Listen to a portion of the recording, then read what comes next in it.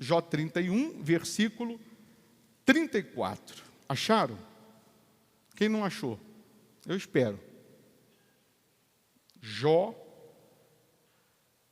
31, versículo 34.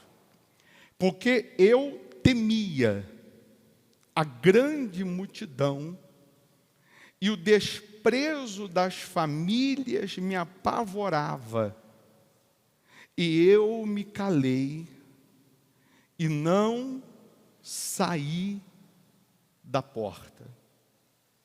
Vamos ler de novo? Porque eu temia a grande multidão e o desprezo das famílias me apavorava, e eu me calei e não saí da porta. Se eu pudesse pedir para você anotar ou grifar, você tinha que grifar: não saí da porta. Pudesse escrever na mão, pelo menos com a caneta: não saí da porta. Aí Jó está dizendo isso. Porque eu temia, porque o desprezo me apavorava das famílias, eu não saí da porta. Me calei e não saí da porta. E o que isso tem a ver? Se a gente voltar um pouquinho na história de Jó, nós vamos lembrar que Jó, na terra de Uz, ele era o maior homem do Oriente. Ele não era um dos maiores, ele era o maior. O mais rico era Jó. O historiador vai dizer que ele tinha 3.000 camelos. Numa época que não tinha carro, e o camelo era usado para atravessar o deserto, Jó, ele tinha uma locadora de camelos. 3.000 camelos. Jó, ele tinha 10.000 funcionários. Jó, nessa aldeia de Uz, ele era o maior do Oriente, não da aldeia, ele era o mais rico. Deus, ele chega para o diabo e diz assim para o diabo: ô Satanás, você tem observado meu servo Jó, homem íntegro, reto, temente a Deus e que se desvia do mal? Deus deu as características de Jó: íntegro, reto, temente a Deus e que se desvia do mal. E o diabo disse para Deus o seguinte: ele só é íntegro, reto, temente a Deus e se desvia do mal porque ele tem tudo. Ele é o mais rico, a obra das mãos dele o Senhor abençoaste, e o diabo sugere: toca no que ele tem, que ele vai blasfemar na tua face. O diabo sabe que a pessoa que não é convertida, a pessoa que não é nascida de Deus, mas é apenas frequentador da igreja, da Bíblia, o diabo sabe que quando toca no que ela tem, ele blasfema, ela blasfema na cara de Deus. O diabo sabe que quando a pessoa não tem o Espírito de Deus, não nasceu de Deus, não tem o DNA de Deus, é só ele tocar no que ela tem, que ela blasfema na cara de Deus. É só tocar no que ela tem, que ela desiste de Deus. É só tocar no que ela tem, que ela abandona o Deus que ontem ela disse que o amava e que jamais ia desistir. Hoje, só porque o diabo tocou no que ela tem, ela desiste de Deus. Daqui a pouco nós vamos participar da Santa Ceia, que significa nos assentarmos à mesa com o nosso Senhor e termos participação com Ele, comunhão com Ele. Comer o pão, que representa a carne, beber o suco de uva, que representa o sangue, significa que a gente tem comunhão com Ele, aliança com Ele. Mas quantos de nós que temos participado da Santa Ceia, ou das vezes que temos Santa Ceia, e continuamos sem ter comunhão com Deus? Quantos que se dizem convertidos, e na hora da tempestade, na hora da tribulação, na hora da rebordósia, desistem, esquecem tudo que foi prometido. E aí nós vamos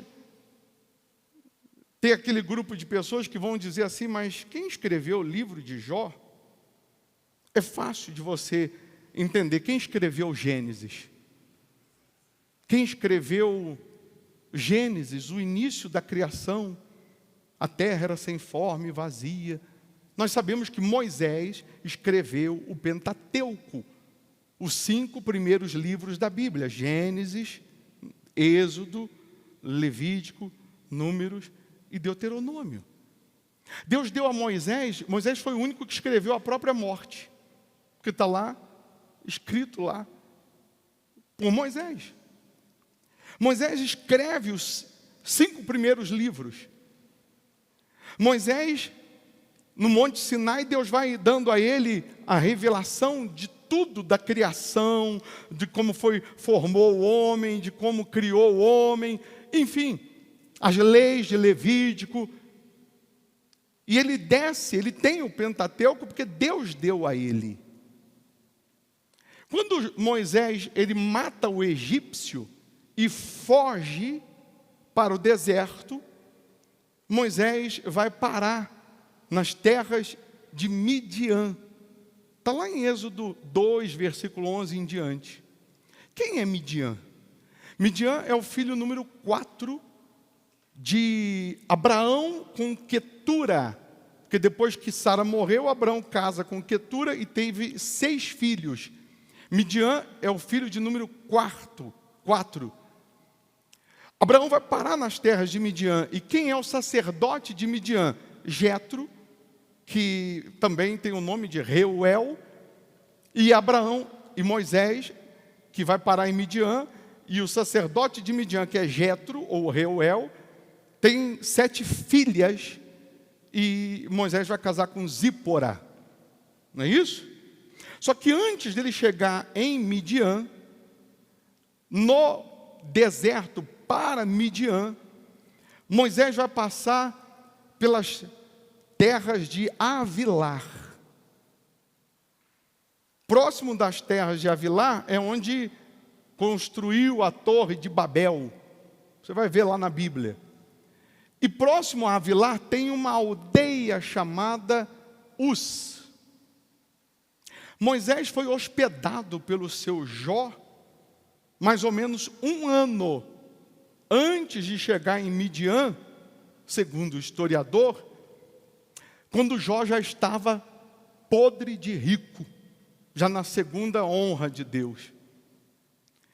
Jó vai contar o que houve para Moisés.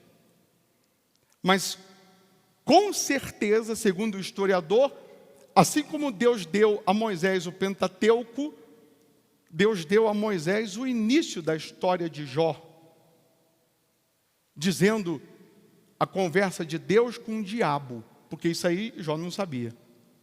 Jó sabe do sofrimento, do que ele tinha, do que ele perdeu e do que ele conquistou. Mas do início, Jó não sabia. Deus falando com o diabo, quem ouviu a conversa? Deus deu a Moisés. Estou dando essa volta toda só para dizer para você quem escreveu o livro de Jó. Aí, vamos para Jó. Nós acabamos de cantar. Se Deus fizer, Ele é Deus. Se não fizer, Ele é Deus. Eu o adoro pelo que Ele é, não pelo que Ele faz. Que lindo. Mas vamos lá para a pele de Jó. Jó, o homem riquíssimo, o maior do Oriente, o maior testemunho.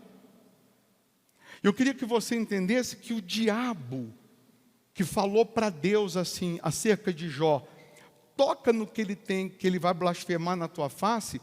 Eu queria que você entendesse que esse demônio, esse diabo, ele não morreu não, ele está vivo. E ele não pode ver um Jó. O diabo não pode ver um servo de Deus, sobretudo, em ascensão, subindo, conquistando, vencendo, que esse mesmo demônio, ele vai fazer o papel dele. vamos tocar no que ele tem, vamos atrapalhar os projetos dessa pessoa, porque o prazer do diabo, o que alimenta o diabo é ver os que se dizem filhos de Deus, servos de Deus, duvidando de Deus, blasfemando contra Deus, porque quando a gente diz, Deus não existe, Deus não está me vendo, onde está o Senhor? A gente está alimentando o diabo, porque a nossa dúvida, a nossa incredulidade com respeito ao que está prometido, faz o diabo gargalhar, faz o diabo tirar sarro da gente, faz o diabo ir lá, apontar o dedo para Deus e falar, está vendo? Olha lá, ó. Ontem disse que te amava, que tu era tudo, só foi hoje, perdeu o emprego, o Senhor já não existe para eles. Você já viu o demônio manifestado, injuriado, revoltado, dizendo, eu não sei o que vocês, seres humanos, têm, que vocês erram, pecam, falham, e quando pedem perdão, ele tem misericórdia e perdoa. E a gente, os demônios falando, pisou na bola uma vez, acabou, não tem mais jeito. O diabo odeia isso. Deus nos fez para responder o diabo, o que a gente tem? A gente tem o fôlego de Deus dentro da gente, a gente tem o céu dentro da gente.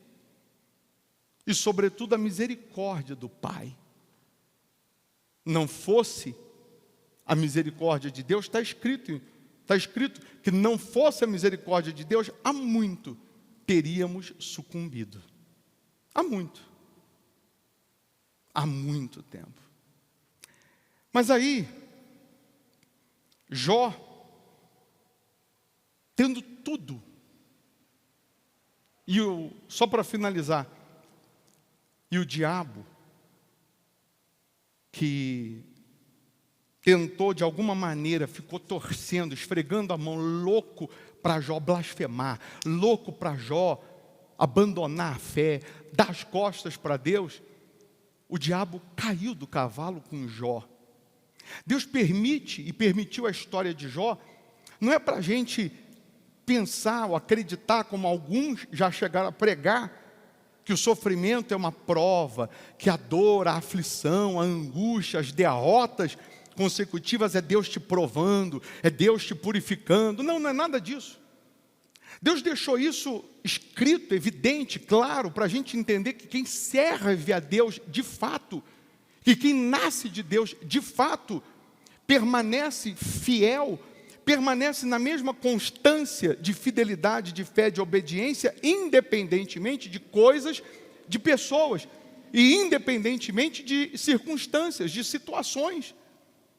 Porque nós vamos pegar os apóstolos, por exemplo, que foram senhores instrumentos na mão de Deus, mas que foram apedrejados, foram caluniados, foram chicoteados, foram escorraçados, gemeram, mas cumpriram a missão.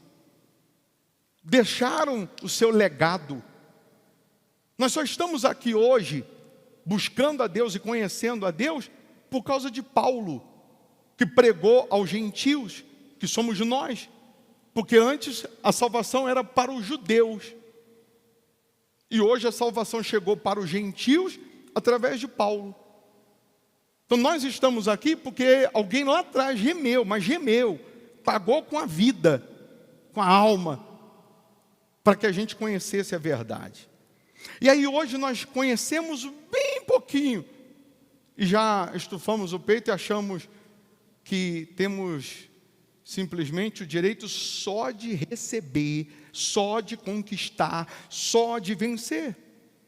E aí, na hora da tribulação, da tempestade, da dificuldade, que era para a gente correr aos pés de Jesus, orar mais, jejuar mais, buscar mais, se santificar mais, a gente faz o contrário, a gente corre dele, ao invés de correr para ele. Na hora do problema, da dor, da rebordosa, que era para você correr para Deus, você corre dele. E aí Jó, tendo tudo, chega uma notícia. O servo correndo, chega desesperado, seu Jó, o que foi? todos os seus animais morreram. Aconteceu agora uma tempestade, aconteceu uma tragédia que os inimigos entraram, roubaram tudo, mataram o que sobrou e levaram os outros, não sobrou nada. A Bíblia vai dizer que ele está terminando de contar, o outro chega e diz assim: ô seu Jó, eu tenho uma notícia, eu estava de porteiro essa noite, essa madrugada, lá na casa do seu filho, o primogênito, e eles estavam todos reunidos numa festa, e o historiador vai dizer que eles não eram unidos, eram 10 filhos, mas não havia união. E aí você vai lembrar que Jó dava oferta todo dia pelos seus filhos, porque não havia união entre eles. Eu era o porteiro lá na casa, lá na festa, e bateu um vendaval, desabou a casa, morreram os seus 10 filhos, num só dia. Imagine-se no lugar de Jó. Ele perdeu 10 filhos. No outro dia tem 10 caixões enterrando os seus 10 filhos, que ele dava oferta todo dia. Jó tinha tudo para dizer: meu Deus, eu dava oferta por eles, para protegê-los, para guardá-los. E agora, um vento derruba o telhado na cabeça deles e mata os 10. Não sobrou nenhum. Mas Jó não disse isso. Deus falou para o diabo, quando o diabo falou: toca no que ele tem, que ele vai blasfemar na tua cara, na tua face. Deus falou: então toca. Você só não pode tirar a vida, toca. Em outras palavras, Deus estava dizendo: ô Satanás, eu estou dizendo que Jó é meu servo, e você, Satanás, acha que eu não sei o que está dentro de Jó? Então toca para você ver se ele vai blasfemar. O outro está contando que os filhos morreram, e Jó está sendo meio que bombardeado por tudo isso. Agora ele não tem mais as finanças, agora ele não tem mais o filho, o afeto, a família, não tem mais família. E a Bíblia vai dizer que Jó começa a se coçar, ele raspa a cabeça, representando humilhação. Ele coloca cinzas na cabeça, representando a revolta. E ele diz assim para Deus: eu estou olhando o diabo está assim: vai, é agora que ele vai blasfemar na face, quer ver? O inferno inteiro levantou na arquibancada e está dizendo: é agora. E Jó raspa a cabeça, coloca cinzas, e ele fala assim: nu eu vim, nu eu volto para o ventre. Nu eu vim do ventre, nu eu volto. Ele diz: Deus me deu, Deus tomou. Parece que eu vejo o diabo botando a mão na cabeça e falando assim: não é possível. Não é possível. Com essa pancada, com essa paulada, era para ele blasfemar. Se ele blasfema, o diabo corre na frente de Deus e diz: está vendo?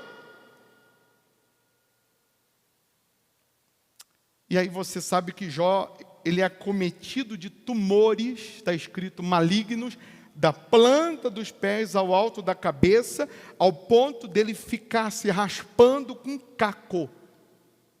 Os tumores caíram as unhas, caíram os dentes, as úlceras. A Bíblia diz que ele se cobria de cinzas por causa das moscas, por conta dos vermes que comiam a sua carne podre, que estava apodrecendo. Ele ficava nu, porque deitado em cinzas, porque não tinha como colocar nenhum tecido, ia colar nas úlceras. Ô bispo, o senhor não está exagerando? Coloca para mim Jó 7, versículo 5, por favor. Só para enfatizar isso. Jó 7, versículo 5.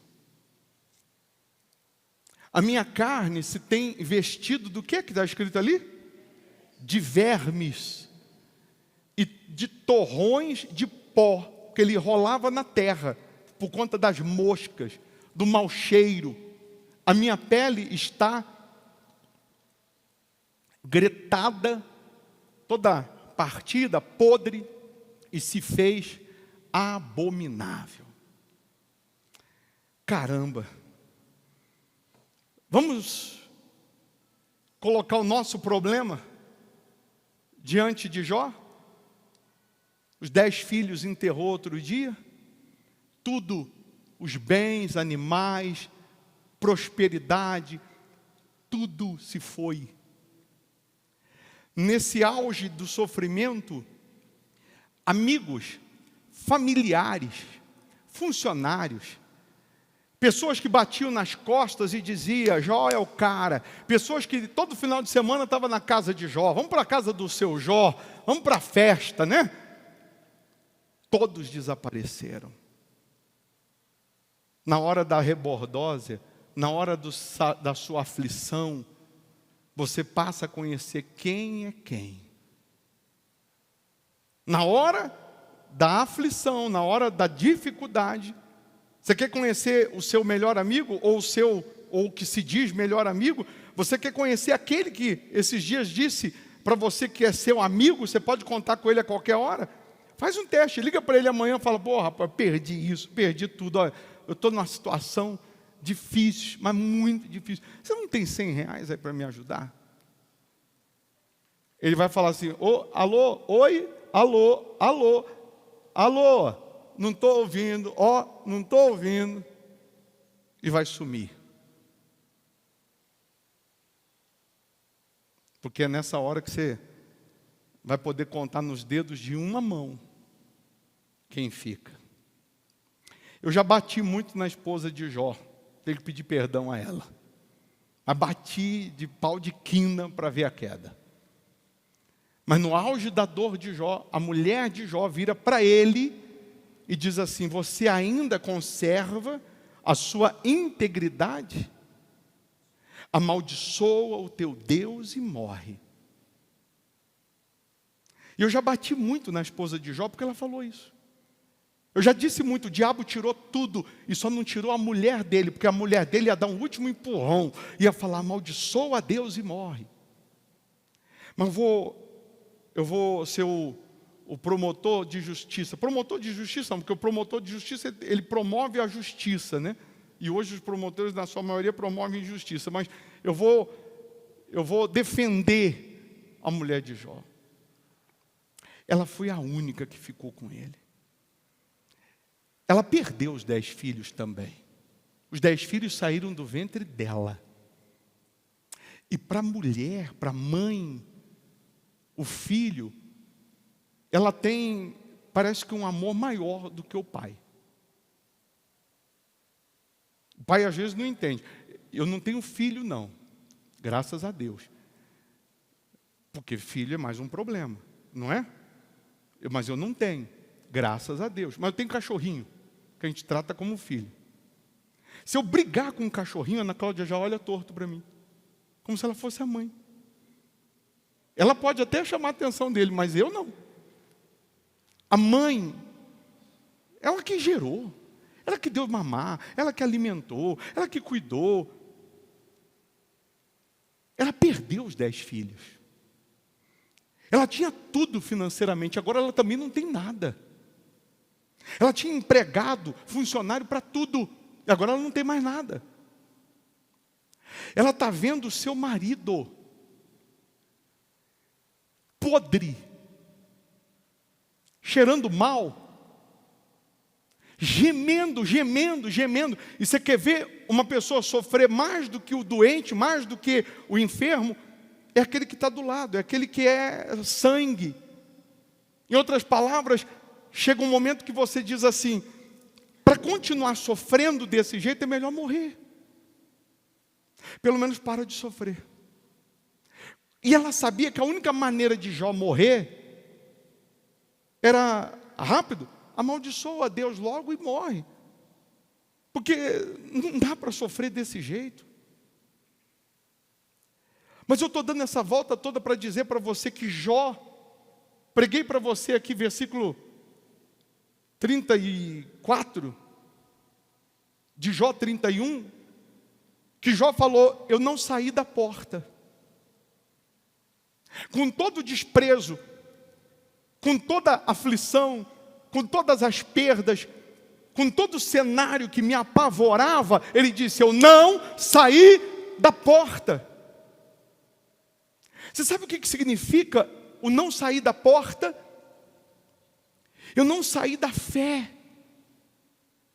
Eu fiquei aqui na porta esperando o milagre, eu fiquei aqui na porta esperando o sobrenatural, eu fiquei aqui na porta esperando a mudança, mas eu não saí da porta. E quantos de nós, que por muito menos, saímos da porta,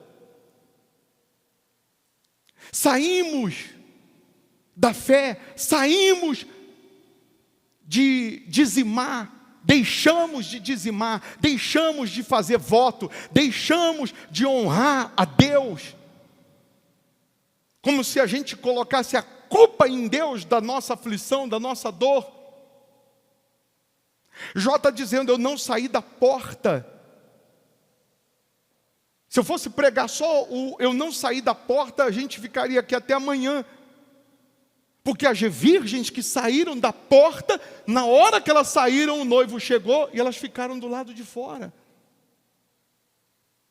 O coxo que estava na porta do templo, pedindo esmola, e por várias vezes Pedro passou por ele, por várias vezes homens de Deus passaram por ele, mas porque ele não saiu da porta, permanecia na porta do templo, ele estava na porta do milagre. Teve um dia que Pedro disse: eu não tenho prata e nem ouro, mas o que eu tenho eu te dou, levanta e anda. Ele levantou e andou. Provavelmente Pedro já tinha dado esmola, mas teve um dia que Pedro falou: hoje eu não vou dar prata, eu não vou dar ouro, o que eu vou dar hoje para você é o que jamais alguém poderia dar, levanta e anda. Porque ele não saiu da porta, teve o dia que chegou o milagre. Porque Jó não saiu da porta, ou seja, Jó não abandonou essa fidelidade a Deus, esse temor a Deus. Teve um dia que Deus mandou socorro. Teve um dia que Deus falou: agora, Satanás, você já viu que ele não blasfema, você já viu que ele não duvida, você já viu que ele não abandona a porta, ele não abandona a fé, então agora é a hora dele ser honrado. Antes disso, nas suas orações, Jó, ele dá uma lição para a gente. Uma das orações famosas de Jó, você sabe qual é? Alguém pode me dizer? Uma das frases da oração dele? Eu sei que o meu Redentor vive, e por fim ele se levantará a meu favor. Caramba, eu estou podre, eu estou cheio de ferida, eu estou cheio de bicho. Eu estou dizendo: eu sei que o meu Redentor vive, eu sei que por fim ele vai se levantar ao meu favor. Você imagina a cara do diabo nessa hora? Porque eu sei que o meu Redentor vive, e que por fim se levantará sobre a terra. Numa outra versão ele diz: a meu favor. Será que a gente faria essa oração? E aí você já conhece a história que Deus vai e dá o dobro para Jó. De tudo, de bens, de camelos, de servos, de servas, porque aí chegou a prosperidade, aí chega um monte de amigo, um monte de gente: caramba, poxa, eu estava te procurando. Só de filhos que ele não teve o dobro, teve 10, porque não tem como Deus dar o dobro de filhos. Filhos são insubstituíveis, mas Deus deu o mesmo número, e com a mesma mulher. Ela não foi embora. Ela não desistiu. Ela não abandonou Jó. Ela ficou. A gente contar a história de Jó é maravilhosa, é linda, porque a gente sabe o começo, o meio e o fim. Mas e Jó? Lá na porta, morrendo aos poucos, ele sabia qual seria o final? Não. Jó sabia qual seria o próximo capítulo? Não. Jó sabia o que ia acontecer amanhã? Não. Provavelmente amanhã ia ser pior do que hoje. Mas ele não saiu da porta. Em outras palavras, ele não duvidou da fé, da palavra. Ele não desistiu.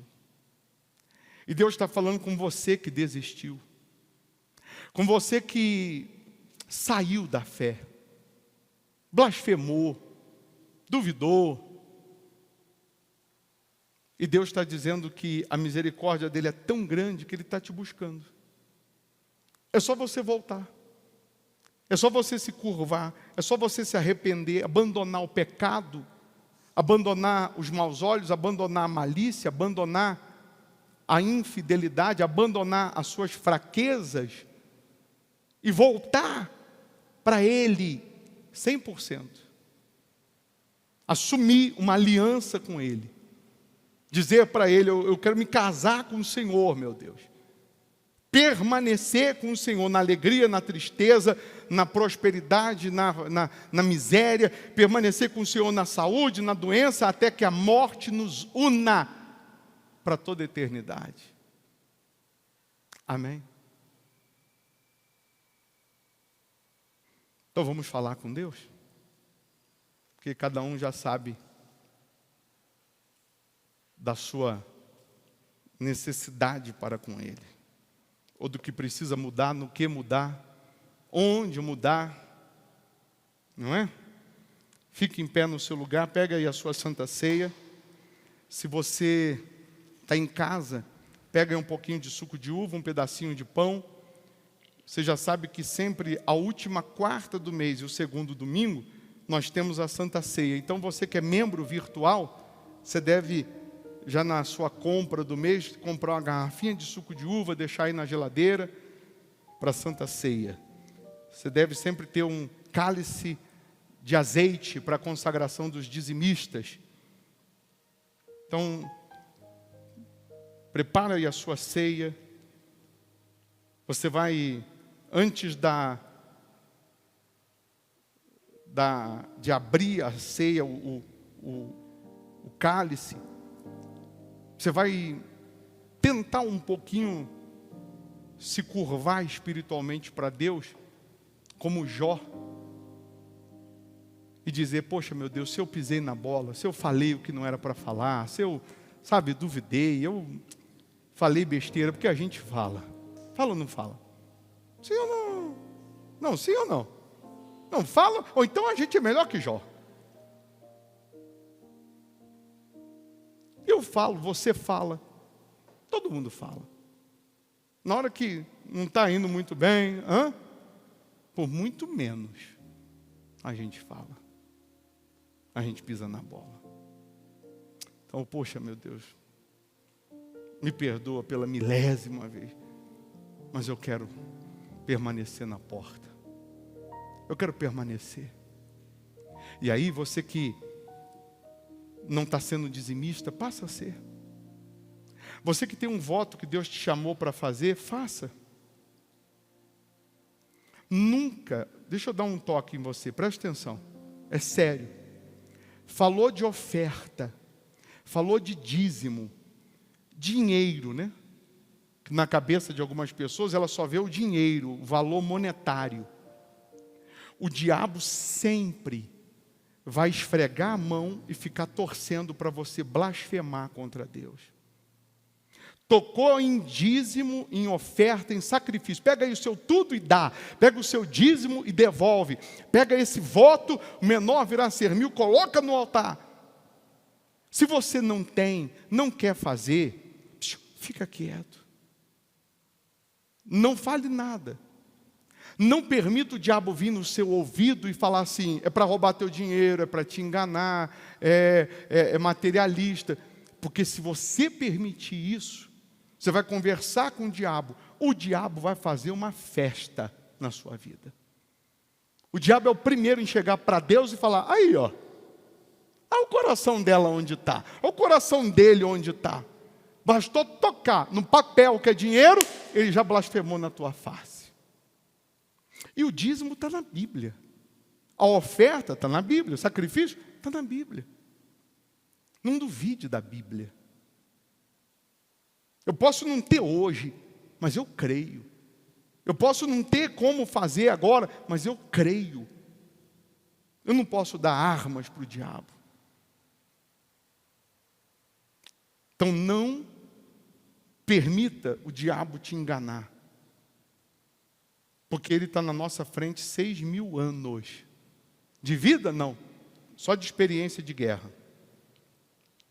Quando o homem foi feito, o diabo já estava aqui há muito tempo. E o homem foi feito, criado há mais ou menos 6.000 e poucos anos atrás. Ah, mas acharam os ossos de um gigante, um homem, lá no Canadá, que dizem que ele tem não sei quantos trilhões de anos. Ele pode ser osso de alguma coisa, menos ser humano. Ser humano, não. Está na Bíblia. Tanto que surgiu a ideia que o homem veio do macaco. Porque alguns ossos que pareciam de ser humano não evidenciam que é ser humano. O homem, 6.000 anos para cá. Feche os olhos. Faça do seu lugar agora, de fato, a porta. Aí onde você está, faça desse lugar a porta. Quantas pessoas que moram aqui em Belo Horizonte, região metropolitana, e que simplesmente se acomodaram porque tem a reunião online, e eles simplesmente saíram da porta. Primeiro se acomodaram dizendo: vou assistir em casa. Começaram bem, assistindo como se estivessem na igreja. Depois começou a dizer: não, depois eu assisto porque fica gravado. E aí já não assistia mais também. E já não assiste, já não vive mais a fé. E o diabo fazendo a festa. É diferente aqueles que moram distantes e não dá realmente para vir. E eles fazem da sua casa uma extensão da igreja, hospital da alma. E com certeza, toda reunião, eles estão assistindo como se estivessem na primeira cadeira. Com reverência, com temor. E Deus está se manifestando. Deus está te vendo, Jó. Você está aí na porta. Você está na porta da fé. Você está na porta de Deus. Deus está vendo a sua perseverança, as suas lágrimas. Deus está vendo as suas lutas. E pode ter certeza que chegou a hora de te honrar. Chegou a hora dele te exaltar. Chegou a hora dele cumprir com a promessa, porque no lugar da vergonha, ele dá dupla honra também. Mas para ter dupla honra, teve que passar pela vergonha. Teve que ser aprovado na vergonha. Ah, meu Deus. Lava-nos. Perdoa-nos. Esfrega com uma esponja embebida no teu sangue, esfrega a nossa alma para tirar toda a sujeira, para tirar toda a crosta, para tirar tudo que não presta, meu Deus. Porque nós queremos de fato ser servos do Senhor, íntegro, reto, temente a Deus e que se desvia do mal. Queremos de fato te agradar, te servir. Queremos de fato permanecer com a nossa fé intacta. Pode tocar na carne, pode tocar no osso, pode tocar na pele, mas não pode tocar na nossa fé. Nós te adoramos, Senhor, te exaltamos, meu Pai. Aliás, não podemos viver sem o Senhor. Não há como viver, respirar sem o Senhor. Não há como imaginar ter vida sem o Senhor. Purifica-nos, lava-nos. E nesse momento, minha amiga, meu amigo, Deus, Ele só quer te abraçar e dizer: seja bem-vindo à fé. Como o pai do filho pródigo não quis ficar ouvindo explicações do filho pródigo. O pai do filho pródigo entendeu o seguinte: você está voltando é porque você se arrependeu. Então nem precisa me explicar, não. Vamos começar uma vida nova. E o Pai está te recebendo de braços abertos. Deus está aí contigo. Você está sozinha, sozinho, todos foram embora. O Senhor Jesus está aí. Ele não te abandonou, não. Ele está observando cada passo nosso. Ele está observando cada reação nossa. Ai, você não sabe a alegria, o gozo que o nosso Deus fica quando vê que a gente não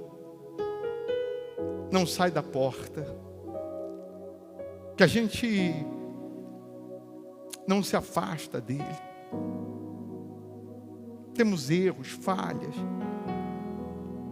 mas na sua infinita misericórdia, perdoa-nos, meu Pai.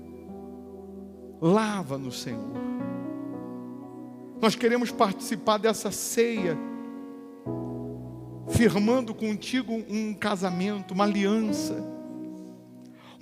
de fidelidade, uma aliança de fé, uma aliança de permanecer contigo até o fim, Senhor. Até que a morte nos una para toda a eternidade. Levante o pão nas suas mãos.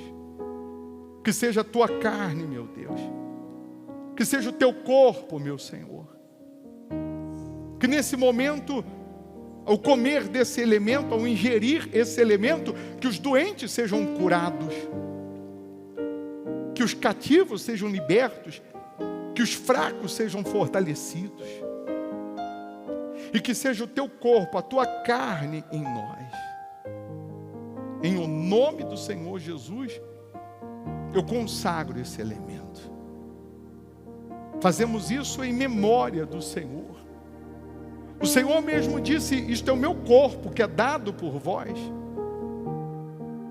Comei. Então eu consagro no nome de Jesus. Coma do corpo do Senhor Jesus. Em memória de mim, coma deste pão. Em memória de mim, coma deste pão. E glorifica meu nome. Em memória de mim, coma deste pão. Em memória de mim, coma deste pão. E glorifica meu nome. Levante o cálice para o céu. Que seja o teu sangue, meu Senhor, a nos lavar de todo pecado, de toda impureza, de toda infidelidade, malícia, de tudo que não te agrada. Que seja o teu sangue a nos lavar desse mundo podre, porque queremos ter parte com o Senhor. O Senhor mesmo disse: bebei, este é o meu sangue, que é derramado por vós. Ah, meu Pai, o Senhor disse: fazer isto em memória de mim. O Senhor Jesus estava dizendo que a gente tem que estar com Ele na nossa memória, Não é só agora, na hora da reunião, mas 24 horas. A nossa memória, a nossa mente, a nossa cabeça tem que estar no céu, tem que estar no reino de Deus, na palavra de Deus, nas escrituras. Nós queremos te seguir e te servir, meu Pai. Pois eu consagro em o nome do Pai, do Filho e do Espírito Santo esse cálice, e quem crê diga assim seja. Beba do sangue do Senhor Jesus. Em memória de mim, beba deste cálice. Em memória de mim, beba deste cálice. Em memória de mim. Aí no seu lugar, feche os seus olhos. E agora você pode contemplar a face de Deus. Agora você pode adorar, fazer uma declaração de amor. Pensa em cada palavra que você vai falar com Deus. Jó, por exemplo, disse para Deus: eu sei que o meu Redentor vive. Aleluia. Fala para Ele o quanto Ele representa para você, o quanto Ele é para você, o quanto você o ama, o adora, o quanto você quer agradá-lo, sendo o servo íntegro, reto, temente a Deus e que se desvia do mal. Deus está aí contigo. Lembra dos dias em que você esteve sozinho, sozinha, como Jó, que o mundo todo lhe abandonou, amigos, familiares, mas Deus não te abandonou. É por isso que nós amamos a Ele. Aleluia. Sozinho eu vivi e perdido em meu caminho. Procurei teu abrigo, aleluia. Procurei teu abrigo quando o mundo me abandonou. Quando o mundo me abandonou. Me deste alegria. Me deste alegria. Quando em mim só havia amargura. me deste amor. Me deste amor quando ninguém queria me amar. E é por isso que eu te amo, Cristo. Fale para E Ele. é por isso que eu te amo, Cristo. E é por isso que eu te amo, Senhor. E é por isso vai adorando, que vai eu contemplando, te amo, vai exaltando. Senhor. Mudaste a minha vida e o meu coração. E uma nova criatura. E uma nova criatura eu sou. Por isso, Senhor, eu te louvo. Fale para Ele. Por isso, Senhor, eu te louvo. E por isso eu te adorarei. E por isso te adorarei. Me deste amor. Me deste amor. Quando ninguém queria. Quando ninguém queria me amar. E é por isso que eu te amo. Vai adorando, vai contemplando. E é vai exaltando. Por isso que eu te meu Pai, nós te amo, adoramos, Cristo. te louvamos, te enaltecemos, te exaltamos. E é por isso que eu Mas o te meu amor, amo, meu amado, Senhor. Meu amigo, meu redentor, meu rei. Mudaste a minha vida e o meu coração, e uma nova criatura eu sou. Por isso, Senhor, eu te louvo, e por isso te adorarei. Me deste amor quando ninguém queria me amar. Mudaste o meu pranto e o meu lamento em gozo. Todos os meus sonhos tornaram-se realidade.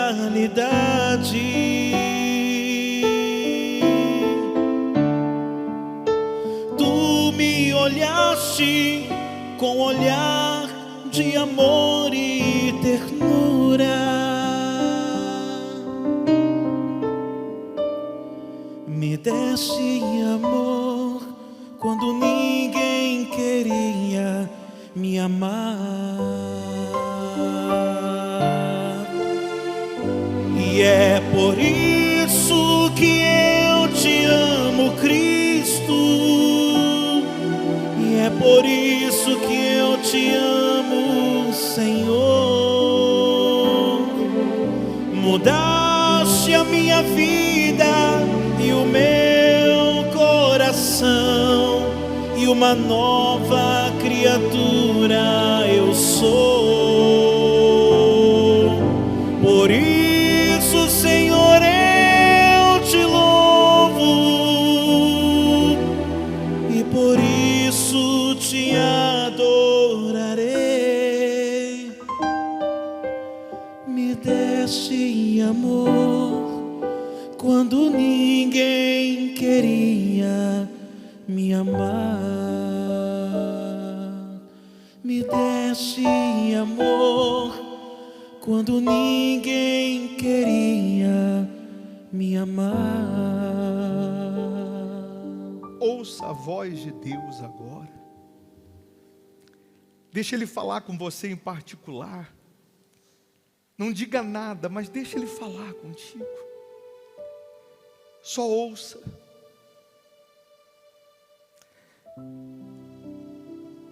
Tem momentos que o silêncio fala mais do que 1000 palavras.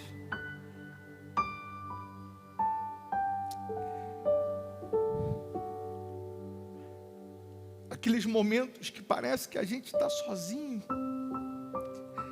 que até Deus nos abandonou. Pode ter certeza que nessa hora Ele está carregando a gente no colo. As pegadas que a gente está vendo na areia, os passos que parecem uma única pessoa caminhando, não são os nossos pés, é Deus que está nos carregando no colo, e a gente nem percebe. Tamanho amor, tamanha misericórdia dele. Ah, meu Senhor, salve essas pessoas, meu Pai. Fala com cada um, meu Senhor. Imagine-se pela fé no colo, nos braços do Pai.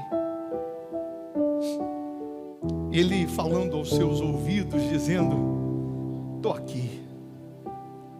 O Pai está aqui. Vai dar tudo certo. Aleluia. O sonho que tive essa noite foi um exemplo de amor. Sonhei que na praia deserta eu caminhava com o nosso Senhor. Ao longo da praia deserta, fiz o Senhor me mostrar cenas por mim esquecidas, de tudo que fiz nessa vida. Ele me fez recordar cena das horas felizes felizes e a mesa era farta na hora da ceia. Por onde eu havia passado, ficaram 2 pares de rastros na areia. Então o Senhor me falou em seus belos momentos passados, para guiar os seus passos, eu caminhava ao seu lado.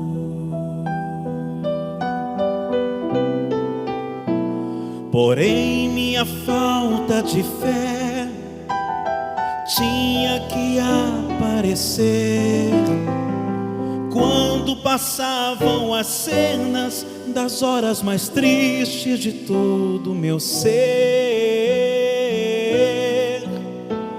Então ao Senhor reclamei, somente meu rastro ficou.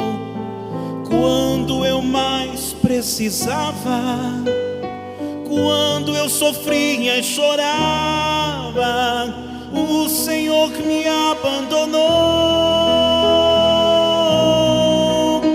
Naquele instante sagrado que Ele abraçou-me, dizendo assim: usei a coroa de espinhos, morri numa cruz e duvidas de mim.